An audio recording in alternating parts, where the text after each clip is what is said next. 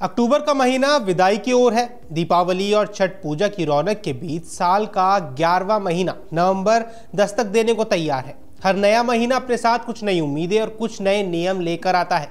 कभी ये नियम राहत देते हैं तो कभी जेब पर भार बढ़ा देते हैं। इस बार भी नवंबर कुछ बड़े बदलावों का गवाह बनने जा रहा है, खासतौर पर banking, gas cylinder, mutual fund, credit card और टेलीकॉम सेक्टर में। अगर आप इन नए नियमों से अनजान हैं तो आपके लिए आने वाले महीना थोड़ा मुश्किल साबित जरूर हो सकता है। तो ऐसे में आइए इस वीडियो में जानते हैं कि 1 नवंबर 2025 से कौन कौन से बदलाव आपकी जिंदगी और जेब पर अब असर डालने वाले हैं। सबसे पहले बात करते हैं बैंक खातों में नॉमिनी के नियम के बारे में। अब कल्पना कीजिए किसी व्यक्ति के निधन के बाद उसका परिवार बैंक में जमा पैसों का क्लेम करने जाता है, लेकिन नामांकन यानी कि नॉमिनी में उलझन के कारण महीनों तक फाइलें इधर उधर घूमती रहती हैं। ऐसे मामलों को खत्म करने के लिए सरकार ने बैंकिंग सिस्टम में एक ऐतिहासिक बदलाव किया है। 1 नवंबर से बैंक खाता धारक अब 4 नॉमिनी जोड़ सकेगा। यह बदलाव बैंकिंग कानून अधिनियम 2025 के तहत लागू किए जा रहे हैं। 15 अप्रैल 2025 को इसे आधिकारिक रूप से नोटिफाई किया गया था। इस नियम का मकसद है क्लेम सेटलमेंट को पारदर्शी और तेज बनाना। अब खाता धारक ये तय कर सकेगा कि अगर उसके साथ कुछ हो जाता है तो बैंक खाते की रकम किन लोगों को और किस अनुपात में मिलेगी। ऐसे में सवाल उठता है कि आखिर कैसे ये बंटवारा किया जाएगा।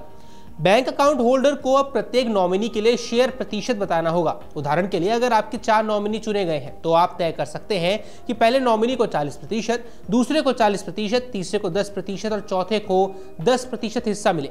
इसका कुल हिस्सा 100% होना जरूरी है। इसका फायदा ये होगा कि अब किसी एक नॉमिनी पर पूरा क्लेम नहीं आएगा, परिवार के बीच पारदर्शिता बनी रहेगी और किसी तरह का विवाद या रुकावट नहीं होगी। वित्त मंत्रालय ने यह भी कहा कि जल्द ही बैंकिंग कंपनीज नॉमिनेशन नियम 2025 जारी किए जाएंगे, जिसमें नॉमिनी बनाने, उन्हें रद्द करने, कई नॉमिनी जोड़ने और फॉर्म्स की प्रक्रिया की विस्तृत जानकारी भी होगी। कुल मिलाकर यह बदलाव बैंकिंग सेक्टर में भरोसे और पारदर्शिता की नई शुरुआत माना जा रहा है। दूसरा है गैस सिलेंडर की कीमतों में बदलाव। हर महीने की पहली तारीख के साथ आने वाले एक और खबर होती है, जो कि है गैस सिलेंडर के दाम बढ़े या घट गए। नवंबर की शुरुआत में भी यही सवाल आम लोगों के जहन में है। सूत्रों की माने तो 1 नवंबर से घरेलू एलपीजी सिलेंडर की कीमतों में कटौती की संभावना जरूर है, जिससे आम घरों में कुछ राहत जरूर मिल सकती है। हालांकि राहत के साथ एक झटका भी जुड़ा हुआ है। कमर्शियल गैस सिलेंडर के दाम बढ़ सकते हैं, यानी होटल, रेस्टोरेंट्स और व्यापारिक प्रतिष्ठानों के खर्च बढ़ जाएंगे। इसके अलावा सीएनजी और पीएनजी यानी कि कंप्रेस्ड और पाइप्ड नेचुरल गैस की कीमतों में भी हलचल संभव है, जिसका सीधा असर ट्रांसपोर्ट और किचन बजट दोनों पर पड़ेगा। इसलिए महीने की शुरुआत में अपने सिलेंडर की बुकिंग और बजट की योजना जरूर बना लें। तीसरा है म्यूचुअल फंड में नई पारदर्शिता व्यवस्था। निवेश की दुनिया में भी नवंबर कुछ नए नियम लेकर आ रहा है। भारतीय प्रतिभूति और विनिमय बोर्ड यानी कि SEBI यानी कि सेबी ने म्यूचुअल फंड कंपनियों और एसेट मैनेजमेंट कंपनियों यानी कि AMC के लिए नए सख्त दिशा निर्देश जारी किए हैं। अब AMC के कर्मचारी अधिकारी अगर 15 लाख रुपए से अधिक का कोई लेन देन अपने नॉमिनी या रिश्तेदार के जरिए करते हैं तो उन्हें इसकी जानकारी अपने कंप्लायंस ऑफिसर को देना अनिवार्य होगा। ये कदम निवेशकों की सुरक्षा और पारदर्शिता को बढ़ाने के उद्देश्य से उठाया गया है। सरल शब्दों में कहे, अब किसी फंड मैनेजर या AMC अधिकारी के इनसाइड ट्रेडिंग या परिवार के माध्यम से फंड से जुड़े लेन देन पर सख्त निगरानी रहेगी। इससे निवेशकों को भरोसा मिलेगा कि उनके पैसे के साथ किसी भी तरह की गड़बड़ी नहीं की जा रही है। चौथा है SBI कार्ड के नियमों में बदलाव। अगर आपके पास SBI क्रेडिट कार्ड है तो नवंबर से कुछ नए चार्ज लागू होने जा रहे हैं। इन बदलावों को समझना यहाँ बेहद जरूरी है ताकि बिल चुकाते समय अतिरिक्त रकम का झटका आपको ना लगे। अनसिक्योर क्रेडिट कार्ड पर अब 3.75% चार्ज लागू होगा, यानी कि क्रेड, मोबीक्विक या चेक जैसे थर्ड पार्टी एप्स के किए गए एजुकेशन पेमेंट्स पर अब 1% शुल्क देना होगा। लेकिन अच्छी बात यह है कि अगर आप स्कूल, कॉलेज या यूनिवर्सिटी की ऑफिशियल वेबसाइट या ऑन साइट POS मशीन से भुगतान करते हैं तो ये शुल्क आप पर नहीं लगेगा।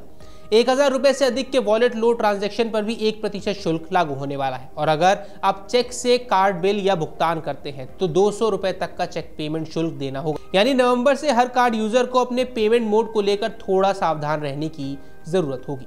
5वां बदलाव है टेलीकॉम कंपनियों से नई सख्ती। अब स्पैम से राहत मिलने वाली है। दरअसल मोबाइल यूजर्स के लिए नवंबर से एक राहत भरी खबर है। लगातार बढ़ते स्पैम कॉल्स और मैसेज की शिकायत के बाद टेलीकॉम कंपनियां 1 नवंबर से सख्त एक्शन लेने जा रही हैं। अब सभी संदिग्ध या स्पैम नंबरों को ब्लॉक किया जाएगा ताकि ग्राहकों तक अनचाहे कॉल या फर्जी लिंक वाले मैसेज ना पहुंचे। ये कदम खासतौर पर उन यूजर्स के लिए राहत भरा होगा जो हर दिन लोन ऑफर, इनाम जीते या KYC अपडेट करे जैसे मैसेजेस से परेशान रहते हैं।